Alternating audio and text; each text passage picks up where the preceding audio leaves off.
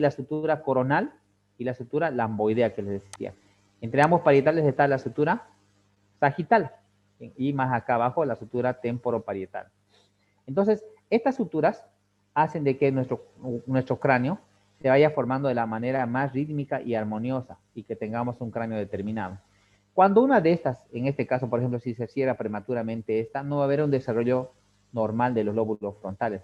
O en este caso, cuando hay una sutura prematura de esta, por ejemplo, de la coronal, va a haber lo que se llama la plagiocefalia, en este caso anterior, y si en este caso es posterior, plagiocefalia posterior. ¿Ya? Entonces, la soldadura temprana se llama sinostosis, ¿ya? Sinostosis, la soldadura temprana, de cualquiera de las suturas. En este caso ya vamos a tener algunas alteraciones debido justamente a las suturas prematuras. Por ejemplo, miren, en este caso de este bebecito hay una sutura prematura acá, o en este otro caso, miren, o en este caso que tiene dolicocefalia. La trigonocefalia es esta de acá, como ven acá, hay una sutura prematura aquí de la sutura metópica. ¿Ya? La platicefalia, que no se ve aquí, entonces es cuando el sincipucio está más o menos aplastado, es como una forma de plato, ¿ya? Pues se llama por eso platicefalia. Y es cuando hay una sinostosis de la sutura frontoparietal, de las de aquí arriba. En este caso aquí sería más o menos, ¿ya? Este es un cráneo, este por ejemplo es una escafocefalia, porque tiene esta forma, ¿ya? Como de una pelota de fútbol americano. Entonces, la escafocefalia o acrocefalia es la sinostosis de la sutura sagital en la que la bóveda craneana está alargada y estrecha. Y esta es una plagiocefalia anterior, miren, y la braquicefalia en este caso cuando hay un más ancho que alto. Aquí vemos algunas imágenes, como por ejemplo el caput quadratum, que es esta, ¿ya? Generalmente la cabeza queda aplanada y tiene esta prominencia, como ven en la imagen. Se dice caput quadratum porque tiene una forma de como un cuadrado la cabeza más o menos. La oxicefalia o la turricefalia es esta de acá, que generalmente el niño tiene, pues, el cráneo tiene la forma de un turrilcito. Si ustedes se remontan a muchos años anteriores, en las épocas de los mayas, por ejemplo, o de los aztecas, antes se colocaba una especie de una pita o un trapo en la cabeza, o para justamente darle diferentes formas desde que nacen el bebé. Y así que tenían diferentes tipos de forma los cráneos anteriormente. Esta turricefalia se relaciona ya, o se ve en algunos pacientes que tienen, por ejemplo, anemia hemolítica, una ictericia hemolítica o una policitemia. El cráneo reniforme ya tiene la forma de un riñón, ¿ya? El cráneo natiforme, pues como ven acá ustedes, tiene la forma de una nalguita, ¿no? Esto es porque justamente hay un abombamiento de los huesos parietales, ¿ya? O la craniosquisis, que ya pues a veces es incompatible con la vida, donde no hay en realidad una forma de cráneo, no hay cráneo, no hay masa cerebral, y el paciente queda de esta forma, ¿no? Entonces se ve, por ejemplo, en algunos pacientes graves que se hayan enfermado, por ejemplo, de Zika, hay microcefalia y hay a veces lo que se llama la craniosquisis o a veces anencefalia, sin cerebro, y el paciente muere. ¿Ya? Y la plagiocefalia, que es el resultado de la fusión unilateral, decía, prematura de cualquiera de estas, puede ser sagital, coronal, y tiene esta forma, ¿no? ¿Ya? Y aquí vemos, por ejemplo, cuando esta sutura, la coronal, se cierra más antes y tiene esta forma, ¿ya? Además de encontrar este tipo de alteraciones ya en la estructura ósea, vamos a ver que hay otro tipo de alteraciones, por ejemplo, ya en la formación de algunas partes blandas de la cara. En este caso viene a ser el hipertelorismo, que es un aumento patológico de la distancia interorbitaria, ¿ya? Esto generalmente a veces se relaciona a un retraso fetal. Este paciente generalmente tiene, cuando ya nacen, tienen cierto grado de retraso cognitivo. O la craniosquisis que le decía, cuando ya hay ausencia de bóveda craneana y lógicamente ausencia de masa encefálica. ¿Ya? Entonces aquí vemos los tamaños de cabeza. Ya normalmente se dice normocefalia o mesocefalia, dependiendo de cuál libro de ustedes de semiología agarran. Lo más frecuente es que se diga mesocefalia. Entonces, el tamaño normal, les decía anteriormente, es de 56 o 55 centímetros de perímetro cefálico. Si ustedes remontan en la historia, en las épocas de los nazis, por ejemplo, cuando nacía un bebé, automáticamente le medían el perímetro craneano, y en base a eso le decía, bueno, vos vas a ser abogado, o vas a ser pintor, vos vas a ser albañil, o vas a ser vos profesor de educación física. Porque podían medir, digamos, la relación de la masa encefálica. Y esto se llamaba justamente antropometría. Medían y en base a eso le decían, eso es lo que antes hacían, ¿no es cierto? El comunismo. Bueno, y tal vez lo sigan haciendo en algunos países, medir, digamos, el diámetro. Porque miren, en un paciente que tiene microcefalia o un paciente que tiene una microcefalia grave, entonces estos pacientes generalmente tienen algún tipo de retraso y generalmente no llegan a funcionar si les das, digamos, un trabajo intelectual.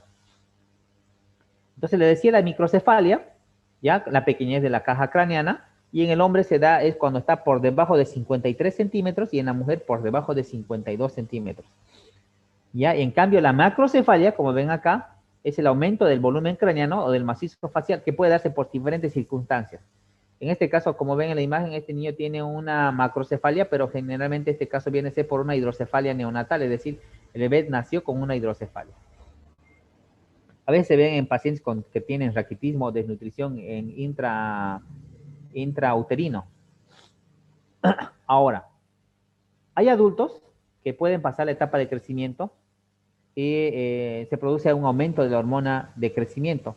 Ya en este caso, el paciente viene a tener lo que se llama, pues, la acromegalia, ¿no es cierto? Aquí, por ejemplo, ven en la imagen de un paciente que tiene acromegalia. Entonces, en este paciente que tiene acromegalia, generalmente va a haber un engrosamiento, por ejemplo, el perímetro abdominal, el perímetro craneal va a estar aumentado. Y pues, había una pregunta de examen para un estudiante, en este caso va a haber un prognatismo inferior marcado, ya en este caso los pabellones auriculares son agrandados. Este paciente tiene entonces una macrocefalia. Y la hidrocefalia, le decía, por ejemplo, es el desarrollo disarmónico con un gran volumen cefálico y tiene una frente amplia, ¿ya? Entonces, hay, generalmente la frente es una frente olímpica. Ahora, en este caso que vemos en la foto, es un paciente que tiene una hidrocefalia de nacimiento.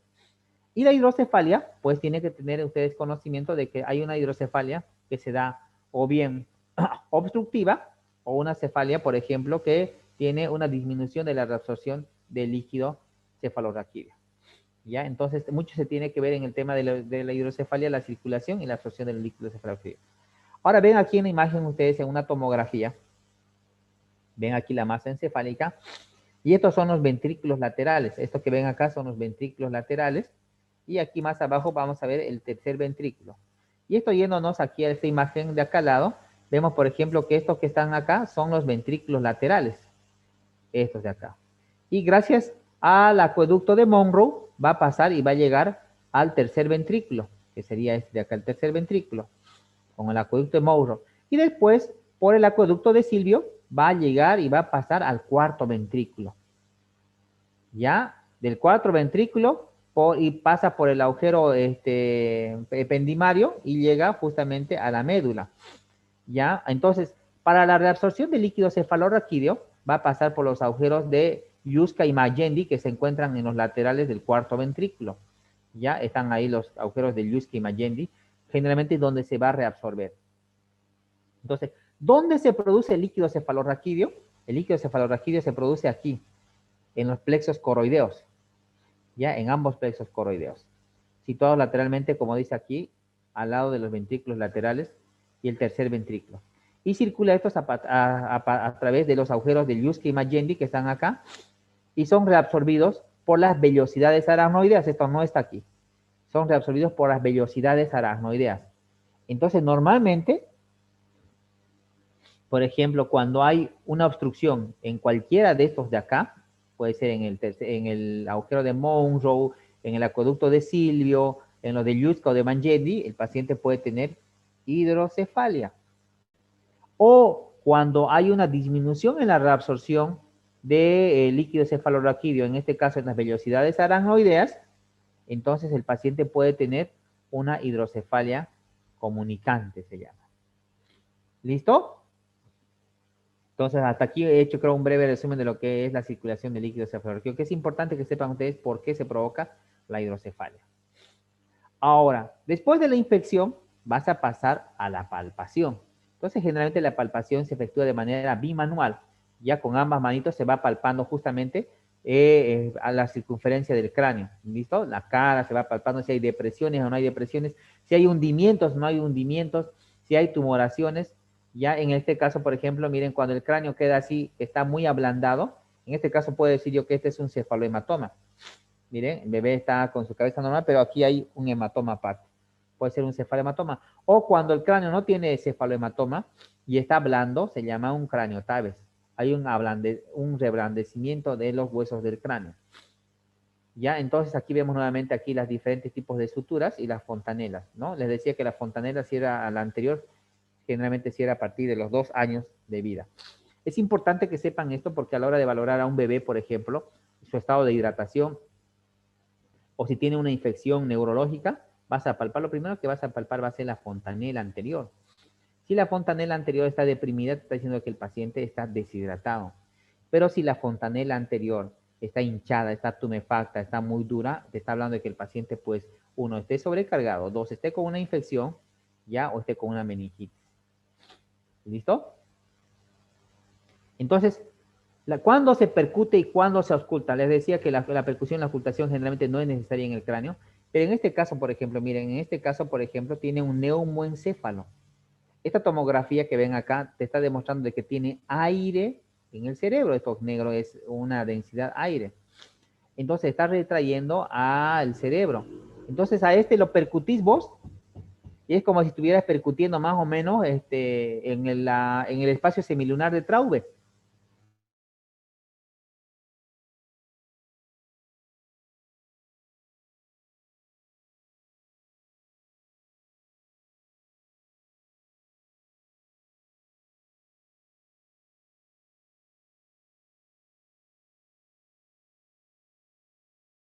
Cuando hay una malformación arteriovenosa, miren en la imagen acá, una malformación ahí aquí se ve tortuosa, por ejemplo, esta malformación arteriovenosa, y vos pones tu fonendoscopio y un soplo, 3, 6, 4, 6, dependiendo.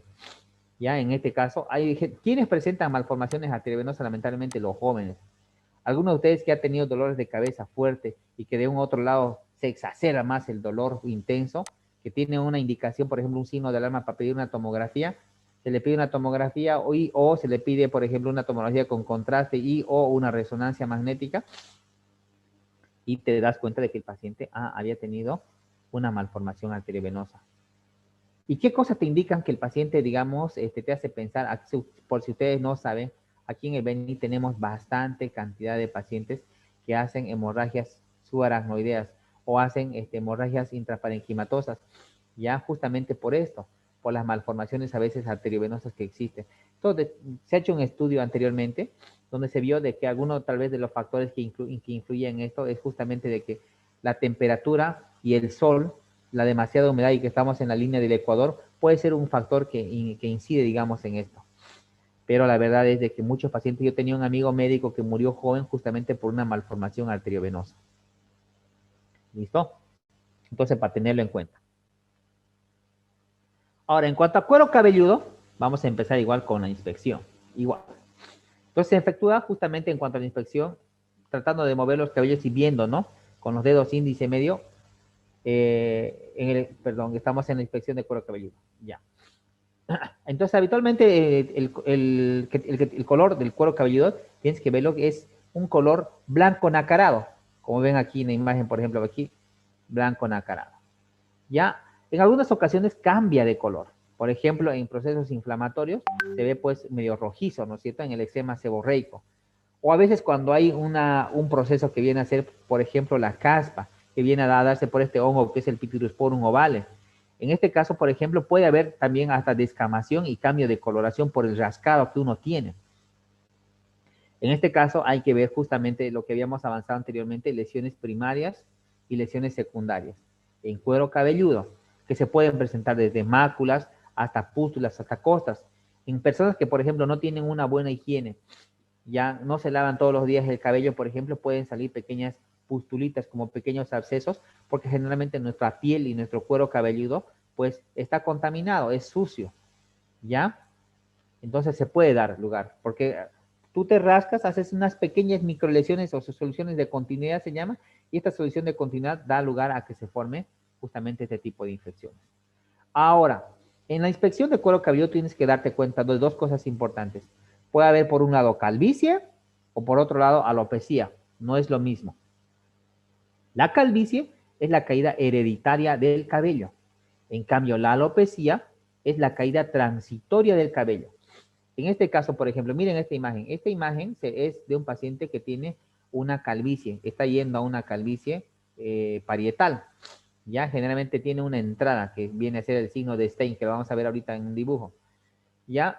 O la alopecia, en este caso puede ser alopecia difusa, alopecia areata, que viene a ser una caída transitoria pero patológica. En este caso puedo decir yo que este paciente está con hongo o ha entrado a una quimioterapia y se le está cayendo el cabello.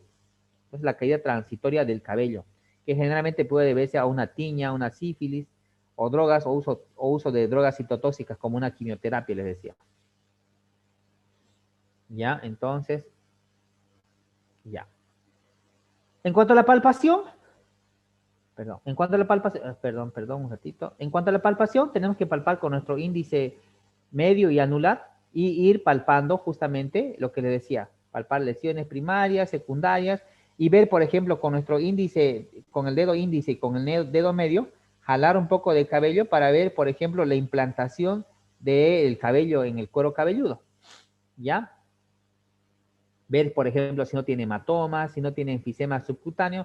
¿Qué es el enfisema subcutáneo? Le he dicho a usted, nosotros presionamos, por ejemplo, la cabeza de un paciente que esté tequeado, por ejemplo, que lo hayas pillado en la calle, lo llevas al hospital y lo estás revisando, para revisar cráneo, y al revisar cuero cabelludo vas y palpás, por ejemplo, y percibís, por ejemplo, enfisema subcutáneo. ¿Qué quiere decir? Que cuando vos apretás, como si estuvieran reventándose globitos. Entonces, este paciente, algo ha pasado aquí. Puede ser que tenga un neumoencéfalo. En el caso del niño palpás fontanelas anterior, posterior. Ve si hay tumores, por ejemplo. A veces solamente revisando y palpando, chicos, ustedes pueden revisar hasta encontrar tumores. Les pido que por favor, cuando ustedes ya sean médicos, cuando ya sean especialistas en especial que ustedes sepan, dense un tiempo para revisar a su paciente. La revisión les puede obviar y les puede quitar un proceso penal. Les puede quitar, por ejemplo, algo que ustedes tal vez están obviando. Siempre es bueno revisar, siempre ser detallista. Ustedes han estudiado algo que tiene que detallarse a detalle, los laboratorios, el examen físico que es fundamental. ¿Ya? En cuanto a los cabellos. Bueno, con esto terminamos lo que es cuero cabelludo. Tenemos 7 minutos. Vamos a terminar hasta donde llegamos en cabellos. Revisando los cabellos igual, tenemos que ver la inspección.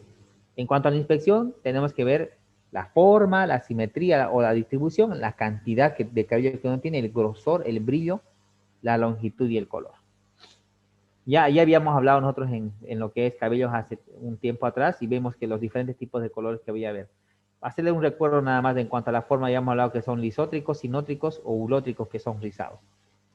En cuanto a la simetría, ver la cantidad de cabello si es la misma, por ejemplo, en toda la cabeza. Ya ver la implantación. Le decía de la alopecia areata, de la ausencia de cabello en los bordes netos, tiene bordes netos, y la difusa no tiene bordes netos. Ya, como ven en esta imagen, por ejemplo. Esta imagen tiene una alopecia, por ejemplo, areata. La difusa no tiene. En la alopecia tonsurante o de origen micótico, los cabellos se rompen, pero no desde la raíz, son hasta la mitad. Y esta se ve en la imagen, ¿ya? Generalmente es de origen micótico. Y este es el famoso signo de Stein. Esta es la entrada de la frente. En aquellos pacientes que van a empezar a tener calvicie hereditaria, por ejemplo, va aumentando el signo de Stein. Ya, esta es pregunta de examen. Ahora, en cuanto a la cantidad, ver, por ejemplo, si es de abundante cantidad, si es en regular cantidad, o si son escasos, por ejemplo, en cuanto al cabello. Ya mucho tiene que ver de ver esto a algunos factores genéticos, ya, y tiene que ver mucho de acuerdo, digamos, a la forma del cabello. Habíamos hablado de la forma del cabello, si es elíptico, redondeado, o en este caso viene a ser plano, en el caso del risótrico. ¿Listo? Entonces, en cuanto a la calvicie, le decía la caída hereditaria del cabello y la alopecia es la caída transitoria. Nuevamente, hacerles recuerdo. Ahora, por ejemplo, aquí vemos algunos tipos de cabello y el grosor, por ejemplo, son muy gruesos. Por ejemplo, este es un cabello grueso que se ve en los pacientes que tienen hipotiroidismo. En cambio, los pacientes que tienen hipertiroidismo, generalmente el cabello es más delgado, ya delgado. En cuanto al brillo, por ejemplo, en los pacientes que tienen hipotiroidismo es un cabello opaco, sin brillo. En cambio, los pacientes que tienen hipotiroidismo, les hablo de esto porque generalmente es el ejemplo típico, ¿no? En cambio, los pacientes con hipertiroidismo es brilloso. Pero si tú te cuidas el cabello, como aquí se cuidan, por ejemplo, las modelos, puedes tener un cabello brilloso, ¿ya? Y fuerte, resistente. La longitud, también tienes que hablar y mencionar en tu historia clínica, la longitud del cabello, si son cortos, largos o medianos. El color. El color mucho tiene que ver por el tema de los melanocitos y del almacenamiento de la tirosinasa, ¿no? Entonces, si hay disminución de la tirosinasa, va a haber una disminución, digamos, en cuanto a la pigmentación. El cabello puede ser hasta blanco, ¿ya? Entonces, aquí, por ejemplo, mencionamos ya lo que es canicia, que son los cabellos blanquecinos. Se deben a la disminución o desaparición de los melanocitos, siendo en algunos casos por desaparición familiar o tendencia familiar. Mucho depende esto de la edad del paciente ya y de los antecedentes genéticos que tenga el paciente. Hay pacientes jóvenes, por ejemplo, que ya son canosos, que es un factor genético. Normalmente el paciente a partir de los 45, 50 años va empezando a tener ciertos cabellos o canas, se puede decir, hasta los 60, 70, generalmente ya desaparecen la cantidad de melanocitos en el cabello. Y en cuanto a la palpación, igual, ¿no es cierto? Empezar a palpar, generalmente palpas con la mano y vas jalando, como les decía, con el dedo índice, medio y anular palpas. Vas jalando los cabellos para ver, por ejemplo, si son quebradizos o no, si son resistentes o no, si tienen una buena implantación pilosa, la cantidad vas palpando si es de mucha cantidad en cuanto a cabello. Luego de eso vamos a pasar a lo que es el examen físico de cara. Y en la cara, ¿qué es lo que tenemos que ver? Puntos llamativos, ¿no? A simple vista, lo que dice aquí. Frente, párpados y pómulos. A simple vista. Y, bueno, en el examen ya un poquito más detallado vemos las fases, que ya lo hablamos largamente anteriormente. Y dentro de la forma de la cara, vemos que son tres. Redondas, ovaladas u alargadas. Miren, aquí alargadas. En este caso aquí puede ser también medio alargada o ovalada, en este caso, alargada aquí. Y la simetría puede ser simétrica o asimétrica, dependiendo qué tenga el paciente, si tiene alguna presentación patológica, si tiene parálisis, si tiene papera.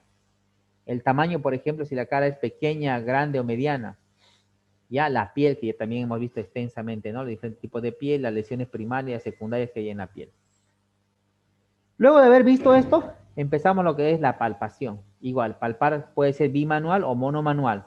Y en la palpación manual o bimanual o monomanual vas palpando si tenés tumoraciones, ganglios. Habíamos hablado de los ganglios y revisamos la parte posterior, la parte preauricular, la parte por debajo, por ejemplo, del mentón, ¿ya? Y revisar submaxilar. Y en cuanto a la ocultación, en el caso de ser necesario, se oculta ahí donde están viendo ustedes aquí. Aquí, por ejemplo, tenés la división, perdón, aquí tenés la división, por ejemplo, de la arteria. Hay una parte que entra adentro y una parte que se queda en la parte, por ejemplo, la temporal superficial es la que se queda por fuera. Y más abajo en el cuello puedes palpar lo que se llama la arteria carótida interna o en este caso la externa, la que se puede palpar. ¿Ya? Entonces con esto vamos a concluir. Vamos a entrar a la próxima clase enfrente. Hasta aquí, ¿tienen alguna pregunta?